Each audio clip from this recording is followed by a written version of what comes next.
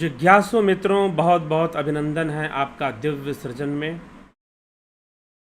प्रत्येक दिवस की भांति आज भी यह आध्यात्मिक चर्चा का कार्यक्रम हम शुरू कर रहे हैं और आज का जो विषय है मोहिनी शक्ति का आक्रमण।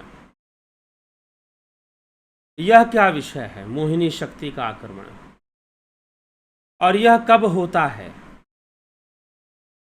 मोहिनी शक्ति का मतलब क्या है? मोहिनी शक्ति का तात्पर्य वो शक्तियां जो हमें मोह बंधन में रखती हैं। मोहिनी शक्ति का तात्पर्य है वो शक्तियां जो हमें मोह बंधन में बांध कर रखती हैं। लेकिन जब वो हमें बांध कर रखती हैं और हम उनके बंधन में ही रहते हैं तो फिर भला मोहिनी शक्ति की क्या आवश्यकता, या फिर मोहिनी शक्ति के आक्रमण की क्या आवश्यकता? क्या आवश्यकता कि मोहिनी शक्ति हम पे आक्रमण करे? हम तो पहले से उसके बंधन में हैं, हम पहले से तो मोह माया में हैं। अब उसके आक्रमण की क्या आवश्यकता? कोई आवश्यकता नहीं है। लेकिन यहां पर मोहिनी शक्ति के आक्रमण की चर्चा शिवसूत्र में मिल रही है, तो हम जानेंगे ये आक्रमण होता कब है।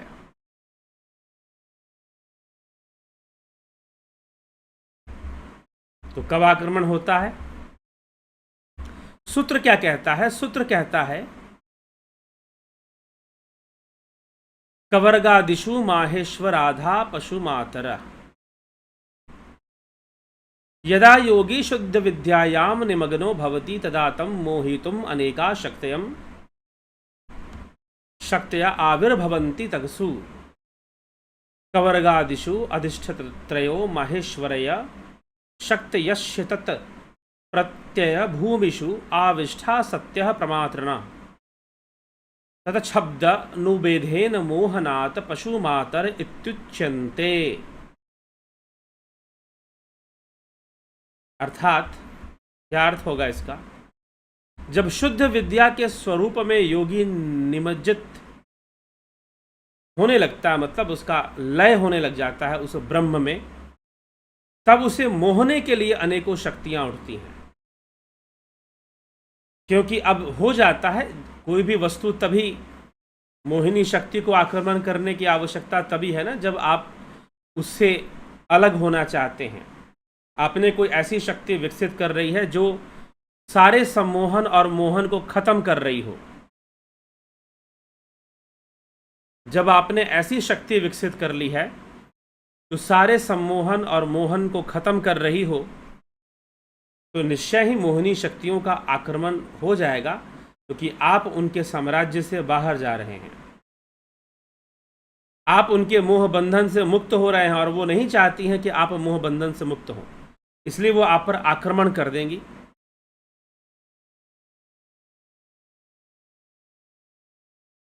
ठीक है।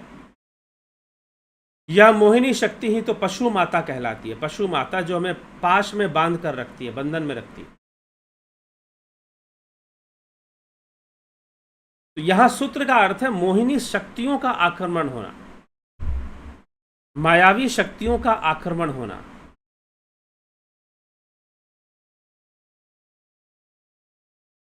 ठीक।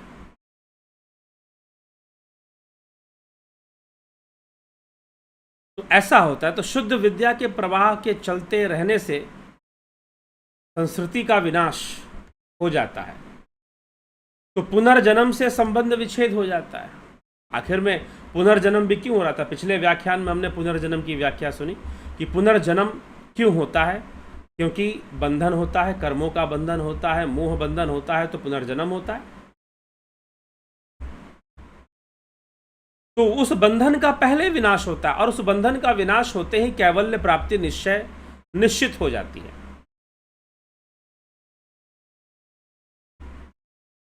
निश्चित हो जाती है, क्योंकि पुनर्जन्म का विनाश तभी होगा ना जब कर्म बंधन का विनाश होगा। तो कर्म बंधन का भी विनाश हो गया, पुनर्जन्म का भी विनाश हो गया, तो अब तो लय निश्चित है। और इसी कारण से कि भाई अब तो ये मुक्ति को प्राप्त हो जाएगा, तो जो मोहिनी शक्तियां हैं जिन्होंने पहले से हमें मोह बांधने पास रखा था, वो सब हम पर आक्रमण कर देती हैं। कवर्ग का मतलब क्या है? यहां सूत्र में कवर्ग, कवर्ग से लेकर छवर्ग तक 8 व्यंजन वर्गों की अधिष्ठात्री देवियां, 8 मातृकाएं होती हैं।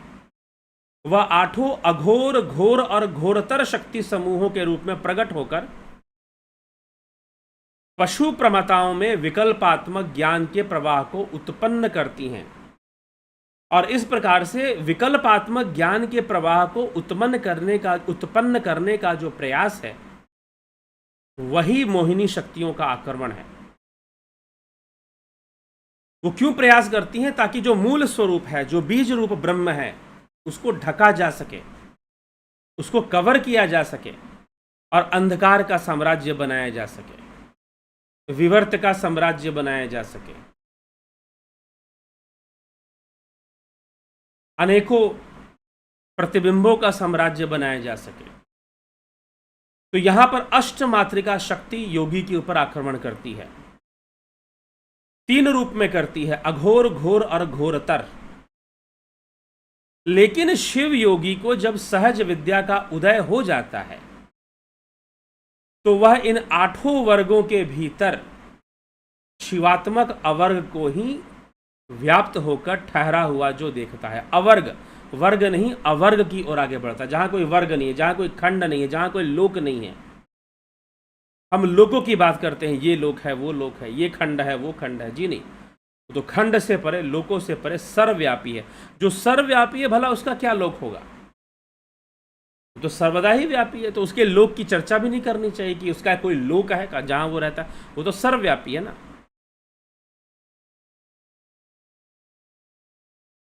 तो योगी इन 8 शक्तियों के खिलाफ जिन्होंने आक्रमण किया है, शिवात्मक अवर्ग को ही प्राप्त होकर ठहरा हुआ देखता है। तो उसके स्वरूप का या स्वभाव का आवरण यह मातृकाएं नहीं कर सकती हैं। मातृकाएं आवरण करने का प्रयास करती हैं। बुद्ध जब बोधि गया में, गया क्षेत्र में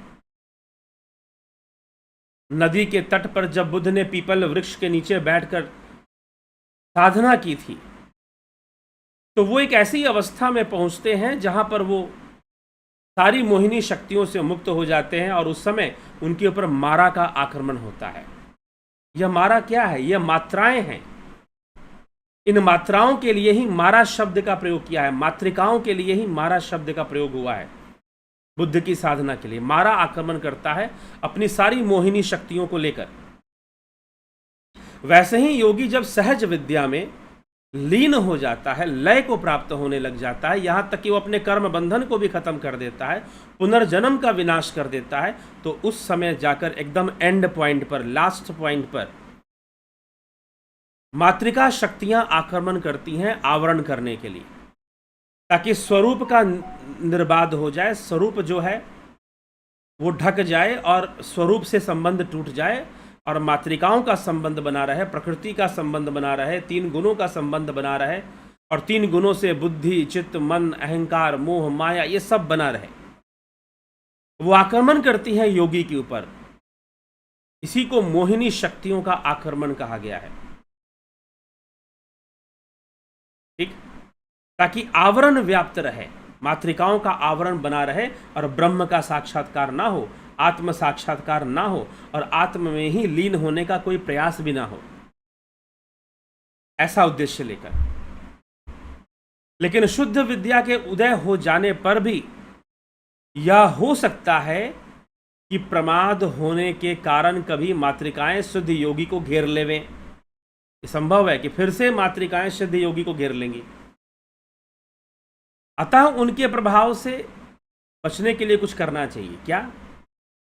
शिव योगी को जागृत आदि 3 अवस्थाओं पर चौथी जो अवस्था है, जागृत, स्वप्न आदि जो निद्रा, सुसुप्ति आदि जो 3 अवस्थाएं हैं, निद्रा नहीं सुसुप्ति, गलती से निद्रा शब्द निकल गया, तो जागृत, स्वप्न, सुषुप्ति आदि जो 3 अवस्थाएं हैं, इनसे अलग जो चौथी अवस्था है, तुर्य है,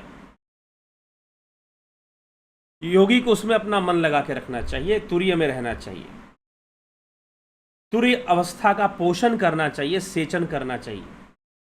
उसके अभ्यास से मातृकाएं उसे छोड़ती ही नहीं, छेड़ती ही नहीं, मतलब उसे नहीं छुएंगे, उसे स्पर्श नहीं करेंगे मातृकाएं, नहीं तो मातृकाओं का आक्रमण होगा।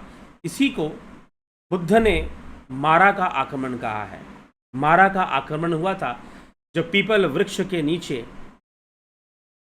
बोध गया में बुद्ध साधना कर रहे थे, तो मारा का आक्रमण हुआ था। मारा का आक्रमण इन मातृकाओं का आक्रमण है। मारा का आक्रमण माया का आक्रमण है, मोहिनी शक्तियों का आक्रमण है। और वही बात शिव सूत्र में यहां पर लिखी जा रही है कि इस प्रकार से मोहिनी शक्तियों ने योगी के ऊपर आक्रमण किया जब उसने पुनर्जन्म का विनाश कर दिया, कर्म संस्कारों का नाश कर दिया, संपूर्ण लय की अवस्था में पहुंचने लगा, तो इन मातृकाओं का आक्रमण हुआ ताकि फिर से इसे घेर लिया जाए, योगी को घेर लिया जाए और उसे ब्रह्म साक्षात्कार से, आत्म साक्षात्कार, शिव साक्षात्कार से दूर कर दिया जाए, वह अपने मूल स्वरूप से दूर हो जाए और फिर से माया और मोहिनी शक्तियों के वशीभूत ही अपना जीवन यापन करे और पुनर्जन्म को प्राप्त हो। पुनरपि जननम पुनरपि मरणम पुनरपि जननी जठरे शयनम, इसी चक्र में बंधा रहे, इसी चक्र में उलझा रहे। ये उद्देश्य है मोहिनी शक्तियों के आक्रमण का, या फिर मारा के आक्रमण का ये उद्देश्य है। तो हमें इन सब बातों को समझकर चलना चाहिए और बुद्धि विवेक से काम लेकर ध्यान योग में आगे बढ़ना चाहिए। तो ये गुप्त रहस्य है। शिव सूत्र ऐसे अवस्थाओं की बातें करता है जो महान योगियों, सिद्ध योगियों की है। तो ये मोहिनी शक्ति का आक्रमण यहाँ पर होता ही होता है, और हो सकता है कि एक बार, कई बार के लिए वो सिद्ध योगी को बार बार घेर ले, लेकिन फिर भी अगर योगी प्रयास में लगा है, सहज विद्या के प्रयास में लगा है, तो निश्चय ही एक दिन इन मोहिनी शक्तियों पर विजय प्राप्त कर वो अपने लक्ष्य को प्राप्त ही कर लेता है। योगी फिर से बार बार तैयारी करता है और अच्छे से मोहिनी शक्तियों के विज्ञान को समझ लेता है और फिर से अपनी साधना शुरू करता है। तो ये सारा सब कुछ चलता रहता है इसी प्रकार से। ये मातृकाओं की शक्ति है, ये मोहिनी शक्तियों का आक्रमण है। जी हाँ, लेकिन सब अनुभव हो, मोहिनी शक्ति का आक्रमण कैसे होता है, लय कैसे होता है, ध्यान कैसे होता है, वो सीखना पड़ेगा। और उन्हीं सब बातों को समझाने के लिए ध्यान योग का ऑनलाइन कोर्स चल रहा है, ऑफलाइन भी जल्दी चलेगा, उसकी भी तैयारी की जा रही है। लगभग सितंबर अक्टूबर के महीने से ऑफलाइन क्रिया भी चलेगी, ऑफलाइन क्लासेस भी चलेंगी। कहीं कहीं किसी स्थान पर आप वहां से संबंध रखते हैं तो वहां जरूर पहुंचिए और लाभ उठाइए। ठीक, तो ऑनलाइन ध्यान योग का कोर्स चल रहा है, उसका लाभ उठाइए, ज्वाइन कर लीजिए। 14 जुलाई से शुरू हो जाएगा। आप लाभ उठाना चाहते हैं, ज्वाइन करिए। ज्वाइन करने के लिए आप दिए गए नंबर पर 9661802459 पर आप व्हाट्सएप मैसेज कर सारा पता कीजिए कि ध्यान योग से जुड़ने की प्रक्रिया क्या है, वो प्रक्रिया आपको बता दी जाए। ठीक है जिज्ञासु, तो इसी के साथ अभी हम विचारों को विराम देते हैं। कल फिर मिलते हैं 9 बजे लाइव चर्चा में आप सभी से।